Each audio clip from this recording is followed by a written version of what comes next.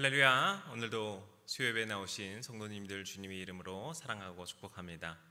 오늘도 은혜의 시간, 주님께서 말씀해 주시는 시간, 그렇게 우리가 주님께 찬양과 경배를 올려드리는 귀한 시간이 되었으면 좋겠습니다. 우리 다 같이 먼저 사도신경으로 신앙 고백하시면서 오늘 예배를 시작하겠습니다. 전능하사 천지를 만드신 하나님 아버지를 내가 믿사오며 그 외아들 우리 주 예수 그리스도를 믿사오니 이는 성령으로 잉태하사 동정녀 마리아에게 나시고 본디오 빌라도에게 고난을 받으사 십자가에 못 박혀 죽으시고 장사한 지 사흘 만에 죽은 자 가운데서 다시 살아나시며 하늘에 오르사 전능하신 하나님 우편에 앉아 계시다가 저리로서 산자와 죽은 자를 심판하러 오시리라. 성령을 믿사오며 거룩한 공회와 성도가 서로 교통하는 것과 죄를 사하여 주시는 것과 몸이 다시 사는 것과 영원히 사는 것을 믿사옵나이다. 아멘. 다 같이 찬송가 415장 같이 고백하시겠습니다.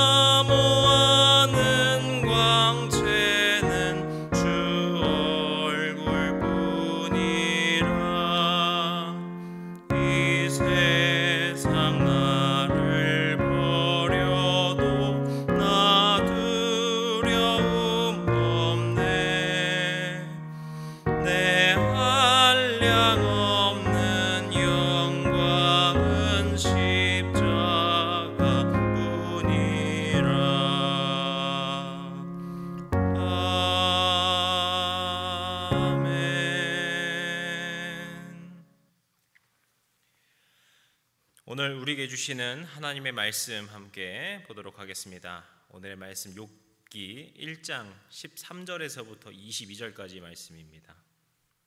이제 벌써 욥기 세 번째 시간이네요. 저희 이제 욥기 1장 13절부터 마지막 절 22절까지를 한 목소리로 함께 읽도록 하겠습니다. 다 찾으신 줄 알고 함께 읽겠습니다. 하루는 욥의 자녀들이 그 맏아들의 집에서 음식을 먹으며 포도주를 마실 때 사환이 욥에게 와서 아뢰되 소는 밭을 갈고 나귀는 그 곁에서 풀을 먹는데 스바 사람이 갑자기 이르러 그것들을 빼앗고 칼로 종들을 죽였나이다. 나만 홀로 피하였으므로 주인께 아뢰러 왔나이다. 그가 아직 말하는 동안에 또 한 사람이 와서 아뢰되 하나님의 불이 하늘에서 떨어져서 양과 종들을 살라버렸나이다. 나만 홀로 피하였으므로 주인께 아뢰러 왔나이다. 그가 아직 말하는 동안에 또 한 사람이 와서 아뢰되 갈대아 사람이 새 무리를 지어 갑자기 낙타에게 달려들어 그것을 빼앗으며 칼로 종들을 죽였나이다. 나만 홀로 피하였으므로 주인께 아뢰러 왔나이다. 그가 아직 말하는 동안에 또 한 사람이 와서 아뢰되 주인의 자녀들이 그들의 맏형의 집에서 음식을 먹으며 포도주를 마시는데 거친 들에서 큰 바람이 와서 집 내 모퉁이를 치매 그 청년들 위에 무너짐으로 그들이 죽었나이다. 나만 홀로 피하였으므로 주인께 아뢰러 왔나이다 한지라. 욥이 일어나 겉옷을 찢고 머리털을 밀고 땅에 엎드려 예배하며 이르되 내가 모태에서 알몸으로 나와싸운즉 또한 알몸이 그리로 돌아가올지라. 주신 이도 여호와시요 거둔 이도 여호와시오니 여호와의 이름이 찬송을 받으실지니이다 하고 이 모든 일에 욥이 범죄하지 아니하고 하나님을 향하여 원망하지 아니하니라. 아멘. 할렐루야. 다시 한번 우리 예림의 성도님들, 영상으로 함께 하시는 우리 가족들 모두 주님의 이름으로 사랑하고 축복합니다. 이 한 주간 지내시면서 모두 잘 지내시고 모두 평안한 하루하루가 되셨기를 또한 다시 한번 축복합니다. 참 무더운 여름인데 아직 물론 덥긴 하지만 그래도 이 여름이 서서히 지나가고 있는 것이 아닌가라는 생각이 들었습니다. 뉴스에 보니까 이런 뉴스가 있었습니다. 올해 7월이 지구에서 142년 만에 가장 더웠다라는 뉴스가 있더라고요. 그러니까 참 더운 여름을 우리가 보냈구나라는 생각이 새삼 들었습니다. 하지만 또 이 더운 여름이 지나고 이제 8월이 되고 이제 슬슬 비가 오면서 선선한 날씨가 되고 있습니다. 이 무더운 여름을 시원하게 씻어주는 이 여름 비와 같이 오늘 이 시간 우리 주님의 은혜가 시원하게 우리의 삶에 우리의 심령 가운데 가득 적셔지시기를 주님의 이름으로 축복하고 기도합니다. 저희 이제 계속해서 욥기의 말씀 살펴보고 있는데요. 저희는 지난주 말씀을 통해서 이제 욥에게 큰 시련이 닥칠 예정이라는 것을 알게 되었습니다. 그리고 그 시련이 상상도 못할 크기로 찾아오게 됩니다. 오늘 우리는 욥에게 닥친 시련, 그 욥에게 주어진 시험이 어떤 것이었는지를 먼저 나누고 그리고 그 시험을 마주하는 욥의 모습이 어떠한가를 함께 나누려고 합니다. 그리고 이 욥이 그 모든 상황 가운데 대처하는 이 모습, 그가 고백하는 그 고백들이 무엇인지를 함께 나누면서 하나님께서 우리에게 말씀하시고 우리에게 바라시고 소망하고 계신 그 믿음의 참된 모습이 무엇인가를 함께 나누는 그런 귀한 시간이 되었으면 좋겠습니다. 우리 모든 성도님들에게도 주님의 그 은혜가 함께 적셔지는 시간이 되시기를 축복합니다. 오늘 본문 말씀 이제 좀 보겠습니다. 오늘 본문 말씀 시작부터 이제 이 욥의 시험, 이 불행이 시작된다라는 것을 암시하고 있어요. 그런데 우리가 여기서 먼저 13절에 나온 이 하루는이라고 하는 단어에 좀 주목할 필요가 있습니다. 이것은 욥기 1장 6절에도 나온 표현인데요. 제가 욥기 강의 첫 번째 시간 때 이 6절에 나오는 하루는이라는 그 의미가 무엇인지 아주 간단하게 한번 말씀드린 적이 있는데요. 그것은요, 언제인지 알 수 없는 생각지도 못한 그 어느 날을 말을 하는 것입니다. 선한 사람 욥에게 그가 전혀 생각하지도 못한 그 어느 날에, 자신은 알지 못하는 그 어느 때에 사단은 욥을 향하여 참소하고 있었고 그를 향하여서 어떤 괴롭힘과 시련을 주고자 하는 준비들을 하고 있어서 이제 그가 알지도 못하는 시간에 어떤 불행의 전조들이 시작되고 있었던 것이죠. 그리고 오늘 본문에 다시 13절에 이 하루는이라는 표현이 나오면서 다시 한번 그가 생각지도 못한 그 어느 날에 이제 전조가 아닌 그의 삶의 진실로 그 시련과 시험이, 그 불행이 다가왔음을 이제 말해주고 있는 것입니다. 이렇게 6절과 13절 두 번에 걸쳐 이 하루는이라고 하는 표현을 굳이 사용한 이유가 무엇일까요? 이러한 일이 우리 삶에 얼마든지 일어난다는 것입니다. 반드시 어떤 이유나 상황 그리고 어떤 인과관계가 있어야지만 우리 삶에 불행한 일이 닥친다라고 우리가 생각할 때가 많이 있지요. 우리가 소위 인과응보라는 이야기를 하지 않습니까? 너가 행한 대로 너가 벌을 받게 돼 있는 거야, 이런 이야기를 하지 않습니까? 하지만 우리 삶에는 의외로 우리가 생각지도 못한 때에 그 어느 날에 이런 일이 닥칠 수도 있다라는 것을 욥기에서 암시하고 있는 것이죠. 그리고 이제 14절부터 19절까지 그가 어떤 불행을 겪게 되었는가, 그에게 어떤 시험이 왔는가를 쭉 설명하고 있는데, 그 일들을 정리하면 이렇습니다. 한 사환, 그러니까 이제 종이죠. 욥의 종이 와서 욥에게 급하게 상황 보고를 합니다. 갑자기 스바 사람들이 와서 소와 나귀를 빼앗고 종들을 죽였다 보고를 했습니다. 그리고 그 종만 홀로 피해 와서 이 상황을 보고한 것인데, 그가 말하는 동안에 또 다른 종이 나오게 됩니다. 그리고는 이번에는 불이 하늘에서 떨어져서 양과 종들이 모두 죽게 되었다, 이렇게 이야기합니다. 그러더니 이제 또 다른 종이 오더니 이번에는 갈대아 사람들이 낙타를 빼앗았다라고 이야기를 하죠. 그러더니 또 한 명의 종, 이 마지막 종이 오더니 자녀들이 한 집에 모여서 식사를 하고 있는데 그 집이 무너져 내려서 자녀들이 모두 죽게 되었다라는 소식까지를 전하게 됩니다. 이것이 14절부터 19절까지 나온 이 욥이 겪은 시험, 불행들입니다. 우리는요, 이 구절에서 계속해서 반복되는 표현이 있다는 것을 알 수 있어요. 그것은 갑자기라는 말, 그리고 그가 말하는 동안에 라는 것, 그리고 마지막으로 홀로 피하였다라는 것입니다. 욥의 종들은요, 욥에게 상황 보고할 때 이런 표현을 가지고서 이야기를 했는데요. 지금 이 표현들, 갑자기, 그가 말하는 동안에, 그리고 홀로 피하였으므로, 이것들이 우리에게 말하고자 하는 것이 무엇인가? 당시의 상황을 우리에게 조금 더 생생하게 전해주고자 한 것입니다. 그 상황의 그 느낌이 무엇인가 하면 먼저는 이것이 급작스럽게 일어났다는 거예요.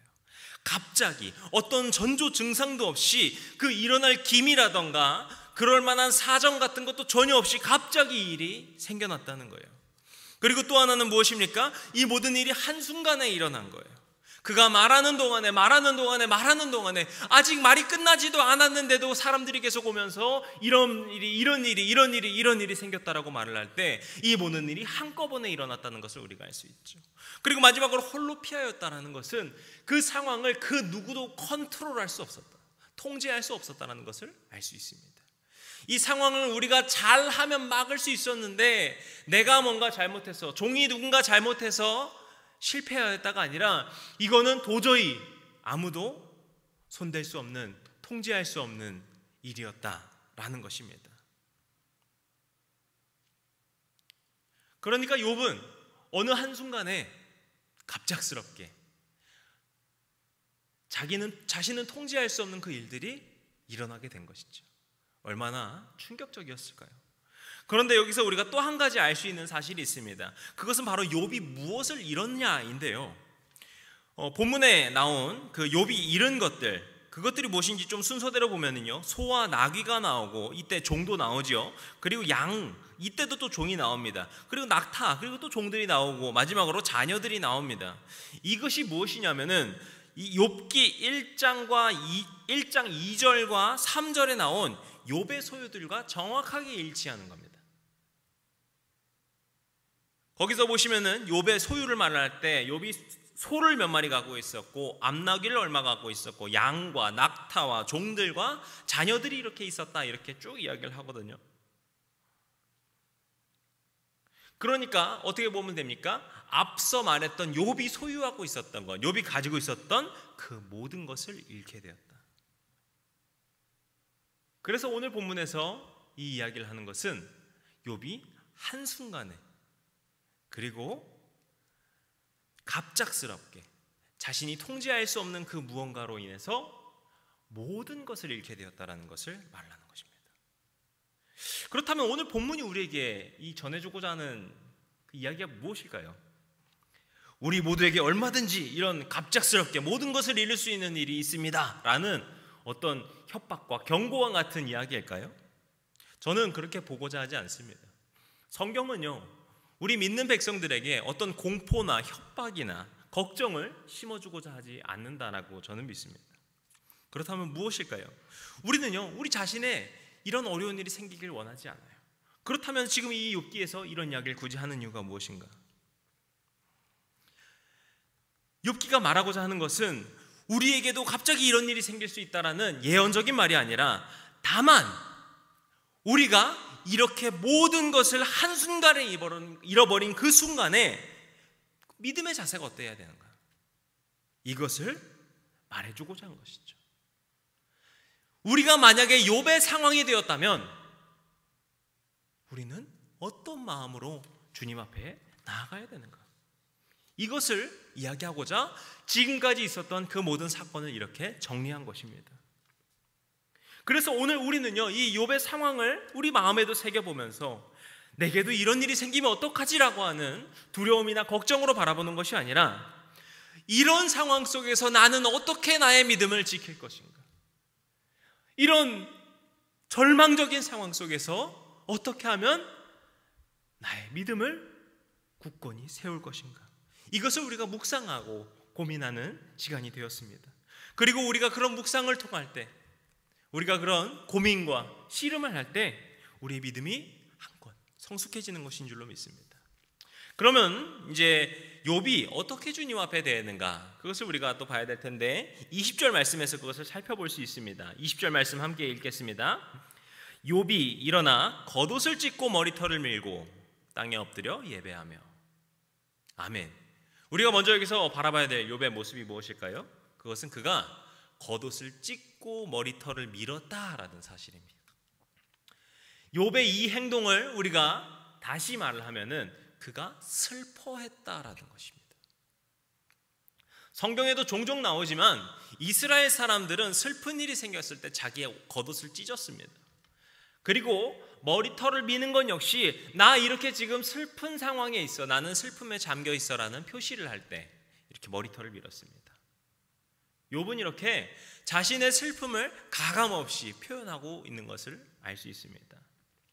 우리가 믿음의 사람이라고 생각을 하면은요, 힘든 일을 당할 때 그 슬픈 내색 하나도 없이 꿋꿋하게 있는 사람이 정말 강한 사람이다, 믿음의 사람이다 라고 생각하곤 합니다. 물론 마음에서 그렇게 잘 추스리는 사람이 있다면 대단한 일이겠지만요, 그런데 의외로 우리가 이 위대한 믿음의 선진들, 성경에 나오는 믿음의 선진들을 보면은요, 그들은 참 많이 슬퍼했고 참 많이 눈물을 흘렸습니다. 우리가 잘 알고 있는 다윗 왕을 보시면은 그의 행적을 기록한 사무엘서에 그가 정말 많이 눈물을 흘립니다. 그의 친구 요나단을 위하여서도 울고 그의 자녀를 위하여서도 울고, 그가 참 많이 울었다는 것이 사무엘서에도 나오고 시편에서도 우리가 볼 수 있어요. 예레미야 선지자는 어떻습니까? 아예 그 이름 자체를 눈물의 선지자라고 불렀어요. 그래서 그가 눈물의 편지, 눈물의 노래라고 하는 예레미야 애가서까지 쓰면서 정말 눈물을 많이 흘렸던 선지자임을 알 수 있습니다. 이뿐만이 아니라 정말 많은 믿음의 선진들이 슬픈 일 가운데서 슬퍼하고 눈물을 흘렸다는 것을 우리가 알 수 있어요. 이 슬퍼하는 것이 우리의 믿음 생활에 무슨 상관이 있을까요? 무슨 관계가 있을까요? 그것은요, 먼저 우리는 슬퍼함을 통해서 자기 자신을 위로합니다. 우리가 믿음의 사람으로서 결코 잊어서는 안 될 것이 있는데요, 그것은 이웃을 사랑하는 것과 함께 나 자신도 사랑하는 거예요. 나 자신을 사랑하라는 것이 이기적으로 살라는 것이 아니라 자기 자신 역시 누가 주신 것입니까? 하나님께서 나에게 주신 삶이고 하나님께서 주신 선물이 바로 나예요. 그렇기 때문에 나를 우리가 사랑할 수 있어야지, 나 자신을 사랑할 수 있어야지 비로소 우리가 이웃도 사랑할 수 있게 되는 것입니다. 우리는요, 슬플 때 슬픈 척하지 않고 눈물을 흘려야 할 때 눈물을 흘리지 않는 것이 미덕이라고 생각하지만, 의외로 우리가 슬퍼할 때 슬퍼하는 것이 자기 자신의 감정을 추스르는 데 훨씬 도움이 되는 것이고 스스로를 위로하는 것입니다. 제가 참 좋아하는 그래서 여러분께서도 꼭 한 번은 보셨으면 좋겠는 3D 애니메이션 영화 중에 인사이드 아웃이라는 이제 그 영화가 있는데요. 여기서도 보면 이런 비슷한 이야기가 나와요. 거기서 보시면은 5가지 감정이 이렇게 막 이렇게 이야기하고 하는 여러 가지 사건을 이렇게 말하고 있는데, 거기에 보시면 슬픔이라는 아이가 있어요. 근데 이 슬픔이라는 아이는요, 모두가 좀 피하려고 해요. 왜냐하면 슬프잖아요. 우울하잖아요. 아무도 그 슬퍼하는 상황을 원치 않기 때문에 그 슬픔이라는 감정을 계속해서 피하려고 합니다.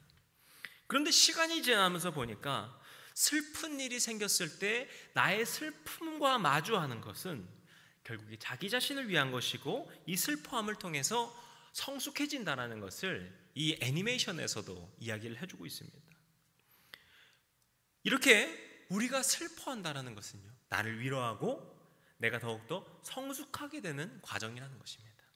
그리고 더 여기서 중요한 것이 있는데, 우리는 이 슬퍼함을 통해서 다른 사람의 슬픔을 또한 들여다볼 수 있게 됩니다. 우리가 그 아픔의 순간에 진심으로 아파하고 슬퍼할 수 있어야지, 다른 사람이 아파할 때 저 사람이 정말 아프겠구나, 저 사람이 정말 슬퍼하고 있겠구나, 이것이 마음 깊숙이 깨달아진다라는 겁니다. 우리가 어른들 말씀해 보면은 이 자녀를 키워봐야지 어른이 된다, 부모 마음을 안다라는 이야기가 있죠. 저도 이제 애들 둘을 키우다 보니까요, 부모님의 마음이 이런 것이 아닐까 참 많이 묵상하고 반성도 하고 이러는 계기가 됩니다. 그리고 또 저희는요, 저희 가족은 아내가 이제 기독교 학교에서 교사로 사역을 하고 있고, 저도 또 이제 전도사로 사역을 하고 있다 보니까 지금 우리 세대의 맞벌이 가정이라는 것이 얼마나 고통스러운 시간들, 얼마나 쉽지 않은 시간을 지내고 있는가를 참 이 삶에 깊숙이 깨닫는 경험을 하게 됩니다. 우리가 슬퍼하고 아파하는 것이 그래서 슬퍼서 세상을 원망하고, 그렇게 슬퍼서 하나님을 원망하는 것에 그치는 것이 아니라, 이렇게 우리가 슬퍼함을 통해서 다른 사람의 아픔을 공감하는 에너지로서 그것을 승화시켜야 한다는 것입니다. 이것이 바로 우리가 믿음의 백성으로서 시험 가운데 슬퍼해야 될 이유, 우리가 슬픔을 마주해야 되는 이유인 것이죠. 지금 이 시간 우리 앞에 시험과 시련이 있다면, 혹은 없을지라도 우리에게 지금 욥과 같은 상황이 혹시라도 처할 수 있다라고 생각해 보았을 때, 우리가 먼저 슬퍼할 수 있는, 마음에 애통하는 마음을 가질 수 있는, 그렇게 그 마음을 통해서 나와 이웃을 위로하는 영성, 그 위로의 고백들이 넘쳐나시기를 주님의 이름으로 축복합니다. 그리고 욥의 모습에서 우리가 또 하나 묵상할 부분이 있는데, 다음 구절인 21절에서 볼 수 있습니다. 함께 읽겠습니다. 이르되 내가 모태에서 알몸으로 나왔사온즉 또한 알몸이 그리로 돌아가올지라. 주시니도 여호와시요 거두시니도 여호와시오니 여호와의 이름이 찬송을 받으실지니이다 하고. 아멘. 어떤 모습입니까? 욥은 이 시련의 순간 가운데 주님께 찬송의 예배를 드렸습니다. 우리가 시험 앞에서 기억해야 할 이 욥의 모습, 그것은 바로 예배와 찬송하는 것입니다. 제가 이제 찬양 인도를 했지 않습니까? 제가 참 좋아하는 찬양 중에 주 이름 찬양이라고 하는 찬양이 있어요. 제가 찬양 인도하면서도 몇 번 해서 아마 아실 분도 계실 건데, 이 찬양이 매트 레드만이라고 하는 영국의 찬양 사역자가 작사 작곡한 찬양입니다. 제가 정말 좋아하는 찬양인데, 그러면서도 그 좋아하기 때문에 정말 아쉬운 부분 중에 하나가 뭐냐면은, 이 찬양의 마지막 부분 번역이 제대로 안 됐어요. 왜 그러냐면요, 마지막 가사가 뭐냐면요, 주님은 주시며 주님은 찾으시네, 내 맘에 하는 말 주 찬양합니다, 이거거든요. 그래서 앞에 주님은 주고 주님은 찾고, 이게 무슨 말인가, 근데 뭔가 찬양하나 보다 이렇게 해서 이게 어물쩍어물쩍 넘어갈 때가 많아요. 그런데 이 가사가요, 실은요, 우리가 방금 읽었던 21절에 나온 그 욥의 고백입니다. 주님은 주시며 찾으신다라는 말이요, 이 본문에 나온 주시니도 여호와시고 거두시니도 여호와시다라는 그 고백이고요, 그럼에도 불구하고 나는 항상 주님만을 찬양할 것입니다 라고 하는 이 욥의 고백을 가사로서 그냥 완전히 옮겨 쓴 게 바로 이 마지막 구절이에요. 그래서 제가 이제 나중에 찬양 인도할 때 이 찬양 부르게 되면은 요거 꼭 기억해 두셨다가 이 부분은 그래 욥이 그 고백하는 부분이구나. 혹시 옆에 분이 모르고 계시면은 이 부분이 욥이 이렇게 고백한 거야라고 이렇게 설명해 주시고 하면, 그리고 또 같이 이렇게 부르시면서 묵상하시면 좋겠습니다. 이 매트 레드만은요, 이 찬양을 쓸 때 욥의 상황과 고백을 토대로서 이 곡을 전체를 썼다라고 이야기를 합니다. 자기가 이제 이 매트 레드만이 쓴 하나님 앞에 선 예배자라고 하는 곳에서 그 이야기를 하고 있는데, 이 매트 레드만은 이 욥의 고백을 묵상하면서 욥이 막을 수 없는 예배자다 이렇게 표현을 했습니다. 이것이 영어로는 unquenchable worshiper라는 것인데, 이 unquenchable이 무엇인가 보면은요, 억제할 수 없는, 억누를 수 없는 이런 의미입니다. 억누를 수 없는 예배자, 아무도 막을 수 없고 아무도 억제할 수 없는 그 예배자가 바로 지금 이 욥이다. 욥의 이 고백이 어떠한 순간에서도 그가 하나님을 찬양하도록 하는, 그는 아무도 막을 수 없는 예배자였다. 매트 레드만이 이렇게 고백한 것입니다. 우리가 앞서 말한 것처럼 욥의 모습을 통해서 우리가 무엇을 배워야 됩니까?